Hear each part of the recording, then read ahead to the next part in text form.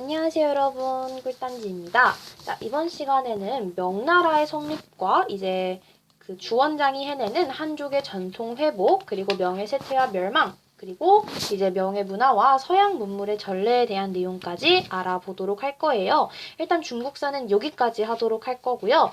그리고 그 다음에는 국어를 할지 아니면 몰상을 할지는 좀 고민 중에 있습니다.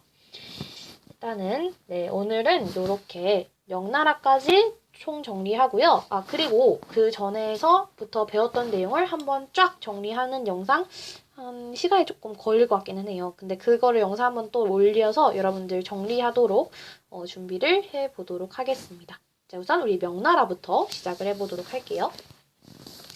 자, 우리 원나라 이제 말에요. 홍건적 등의 농민 반란이요. 각지에서 일어나게 됩니다. 그러면서 농민 출신의 주원장이 금릉, 난징을 수도로 명을 건국하게 됩니다. 이 주원장이라는 사람은요, 원래 농민 반란군이었어요. 홍건적에 속해 있는 사람이었는데, 이제 자기가 홍건적의 그 속해 있는 농민 반란군에서 나오면서 명나라를 건국하게 됩니다. 자, 그러면 우리가 이제는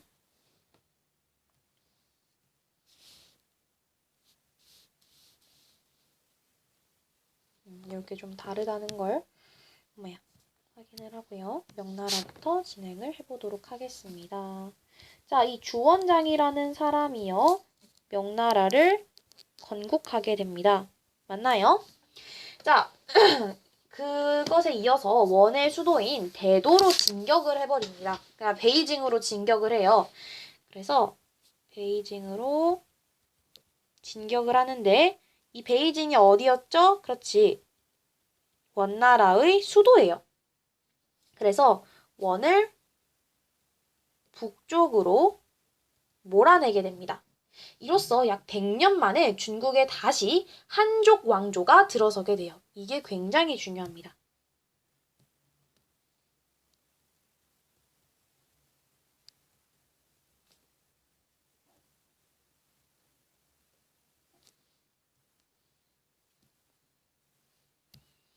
한족 왕조가 들어서게 되었습니다. 라는 내용이 굉장히 중요하니까 기억해 주세요. 자, 홍무제는요, 주방과 지방의 권력을 황제에게 집중시키는 중앙 집권 정책을 펼치게 됩니다. 그래서 자신이 직접 행정을 총괄을 하게 됩니다.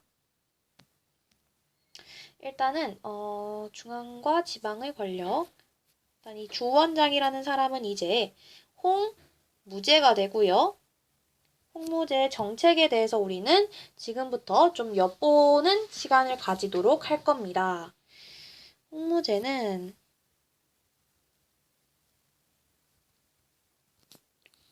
중앙과 지방의 권력을 황제에게 집중을 시키고요.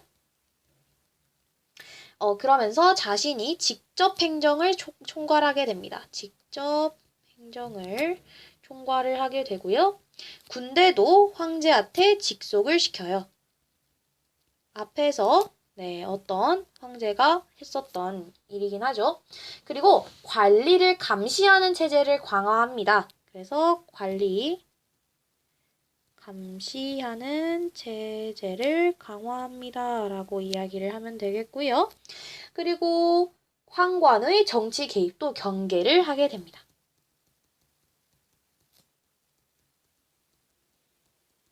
이것도 확인을 해주시면 되겠습니다. 자, 그리고 원래 몽골족이요. 한족을 굉장히 차별했다 그랬잖아요. 그래서 몽골족의 풍습을 없애버립니다.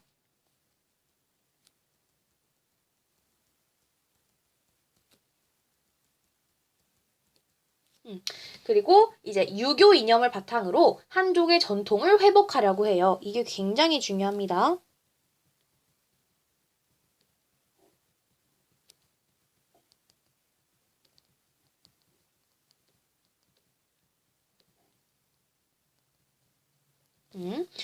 자, 그래서 과거 시험과 학교 교육을 굉장히 중시하였고요. 이 육류라는 것을 반포를 하게 됩니다. 육류는요, 6개의 유교 가르침이라는 뜻인데요. 이것을 백성들에게 반포를 해서요, 백성들이 유교 윤리를 잘 따르도록 하였다고 합니다. 또한 전란으로 황폐해진 농촌을 복구하고요, 이갑제를 실시해서요, 국가의 통치가 농민에게 직접 미치도록 합니다. 이갑제라는 것은 약간 이장, 그리고 갑수 이런 걸 이제 막 해서 조를 만든 다음에 세금을 징수하고 치안 유지를 하라고 해서 약간 여러 가지의 집이 있으면 그 중에서의 한 집을 이장으로 이제 만들고요. 그 사람들이 조금 더 나라의 이제 일을 전달해서 훨씬 더 바로 가깝게 정치가 이루어지도록 했다고 합니다. 이 내용 정리해 보도록 할게요. 일단은 원나라 말에 홍건적 등의 농민 반란이 각지에서 일어나게 됩니다. 근데 그 홍건적들의 농민 반란에 속해 있던 사람이 바로 이 주원장이고요. 이 주원장이 난징을 수도로 명나라를 건국하게 되고요. 이제 원나라의 베이징으로 쳐들어가게 되면서 원나라를 북쪽으로 이제 미루게 됩니다. 그리고 이 주원장이 나중엔 홍무제가 되는데요. 중국에 100년 만에 다시 한족 왕조가 건설이 되게 됩니다. 그러니까 이 주원장은 한족 출신이었던 거예요. 이제 홍무제는요, 정책이 있습니다. 일단 황제 중심의 중앙집권 체제를 강화시키고요. 한족 전통의 회복입니다. 그러니까 이 두 가지를 여러분들이 키워드로 잡고 가시면 되겠어요. 하나는 중앙과 지방의 권력을 황제한테 집중시키는 정책, 또 하나는 한족의 문화와 전통을 회복하는 것이다. 이 두 가지 꼭 기억해 주시면 되겠습니다.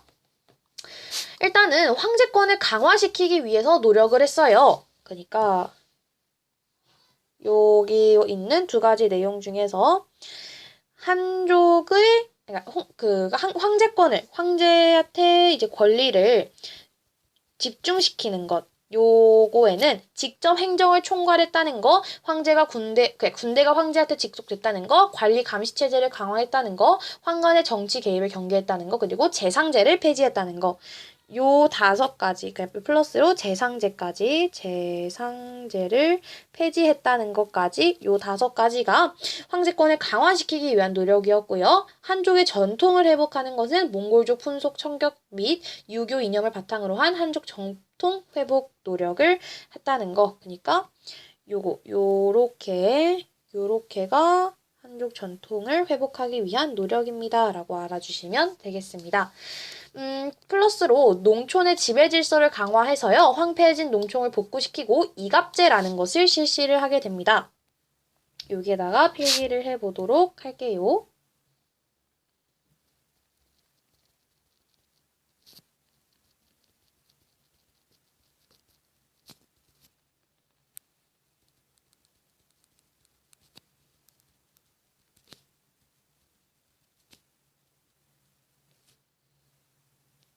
아이고.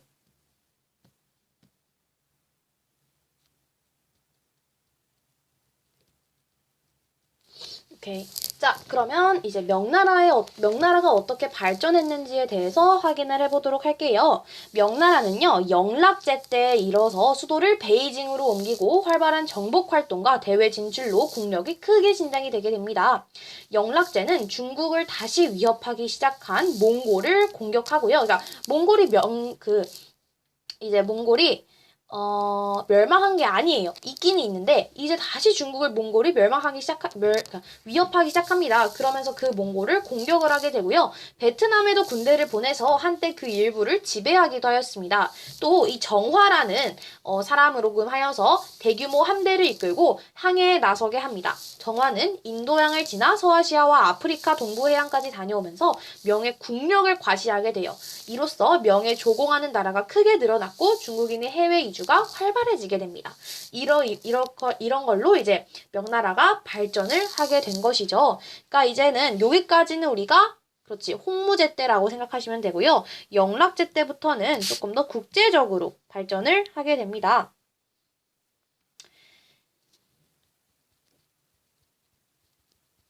영락제 때의 일들을 좀 확인을 해보도록 하겠습니다.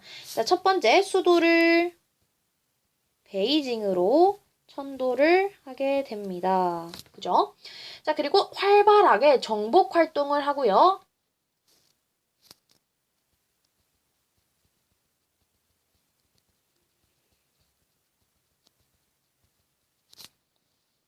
그리고 정화의 원정을 나서게 합니다. 정화의 원정으로 인해서 국력을 좀 과시했다라고 보시면 되겠네요. 그 이후에 이제 명나라의 조공을 하는 나라가 크게 늘었고, 명나라 조공 나라가 크게 늘었고, 그리고 중국인의 해외 이주 굉장히 활발해졌다라는 것을 알 수가 있습니다. 이 정화의 원정은요, 굉장히 중요한 내용이기 때문에 꼭 한번 기억해 두시기 바랄게요. 자, 이제 명나라가 계속 한 나라는요, 발전만 할 수 없어요. 언젠가는 쇠퇴하는 시간이 오고요, 언젠가는 멸망을 하게 됩니다. 영락제 이후에 무능한 황제들이 즉위를 하게 됩니다. 무능한 황제들이 즉위를 하게 되면서 이제 환관들이 점점 올라오게 됩니다. 자, 우선 홍무제가요, 환관을 굉장히 못 올라오게 했었어요. 근데 영락제 이후에는요, 무능한 황제들, 그러니까 영락제 이후에 무능한 황제들이 이제 즉위를 하게 되면서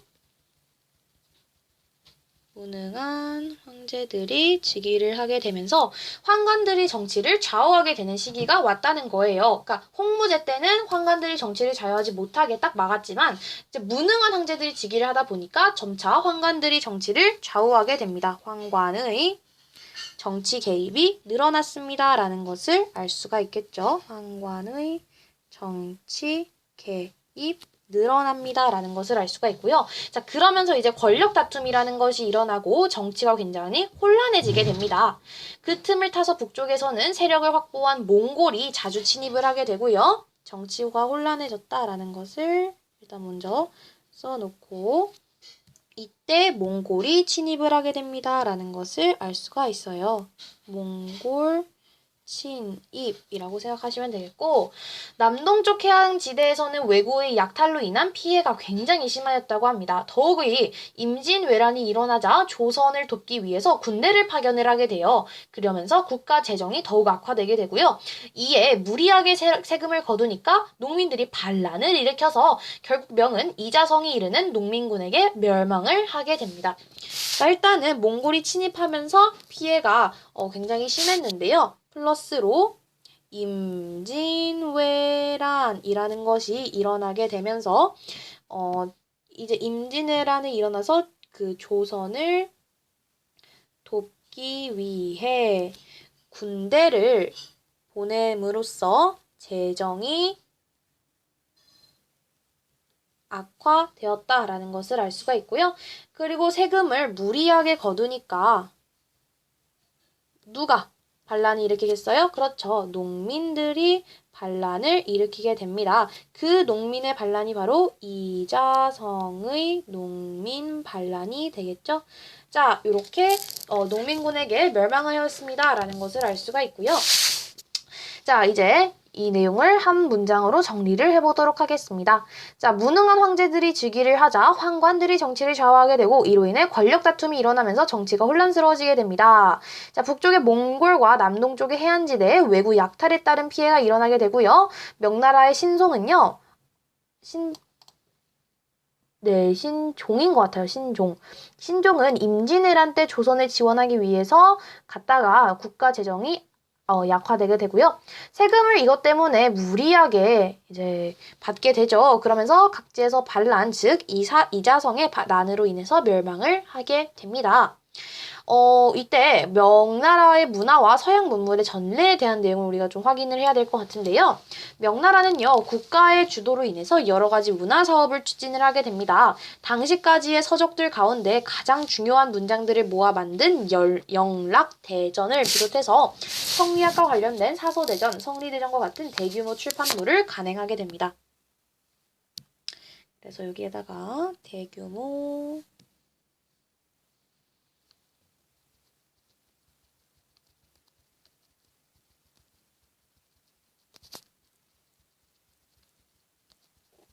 영락대전은요, 그때 서적들 가운데 중요한 문장들을 모아 만든 것이고요.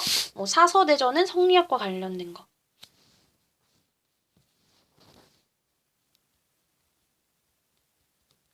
성리학과 관련이 있었다. 아니면은 성리대전. 이런 것들 대규모 출판물을 간행하였고요. 명중엽에는요, 이론과 형식에 치우친 성리학을 비판하게 되면서 이제 명나라 중엽에는 성리학을 비판하면서 뭐가 새로 나타나게 되냐면 양명학에는 지식과 실천의 일치를 강조합니다. 그래서 이러한 양명학이 나타나게 되고요. 명중엽 이후에는요, 상공업이 발달을 하게 돼요. 이 상공업이 발달을 하게 되는데 이 상공업의 발달로 인해서 서민의 생활 수준이 굉장히 높아지게 됩니다. 그러면서 서민의 문화가 발달하게 되는데요. 특히 소설과 희곡이 유행을 하였다고 합니다. 오늘까지도 유명한 삼국지 기억하시죠? 삼국지연의 서유기, 수교전 등의 소설이 읽기 시작한 것도 이때부터였다고 합니다. 명나라 중엽 이후에. 한편 명후반에는요. 유럽인들이 아시아 진출이 굉장히 활발해지게 됩니다. 그러면서 서양의 문물이 본격적으로 전해지게 되는데요. 특히 크리스트교 포교를 위해 중국에 들어온 선교사들이 과학기술과 수학, 천문학, 지리학 등을 새로운 학문을 소개했다고 합니다. 우리 선교사 가운데서 마테오 리치 기억나시나요? 고려 만국전도를 제작해서 중국인들의 세계관이 원래는 중국 중심의 지도였다면 이제는 중국이 굉장히 작게 나타난 전 세계의 그 지도를 제작한 것을 보여주면서 중국인들의 세계관에 큰 영향을 미쳤다고 해요. 명예 지식인 중에서는 마테오 리치를 도와 서양 서적을 번역해 중국에 소개하는 자들도 있었다고 합니다. 이제 상공업이 발달하면서 요거 정리해 보도록 할게요.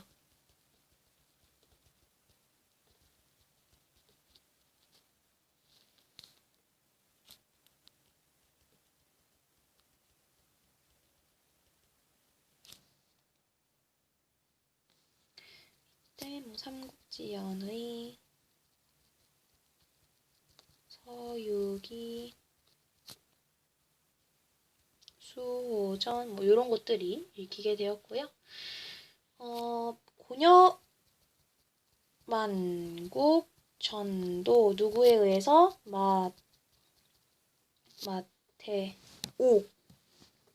마테오 리치에 의한 이 고려 만국 전도를 통하여 세계관이 변화하게 되었다. 중국인들의 세계관이 변화하게 되었다라는 내용까지 확인해 볼 수가 있었습니다. 그래서 마지막으로 정리해 보자면 국가 주도의 문화 사업을 추진하면서 영락대전, 사서대전, 성리대전 같은 걸 편찬하게 되고요. 이론과 형식에 치우친 성리학을 비판하면서 지식과 실천의 일치를 강조한 양명학이라는 것이 등장을 하게 됩니다. 그러니까 성리학은 너무 이론적이고 형식적이다. 우리는 지식과 그것을 실천할 수 있게 하는 양명학을 이제 지지를 하게 한다라는 거죠.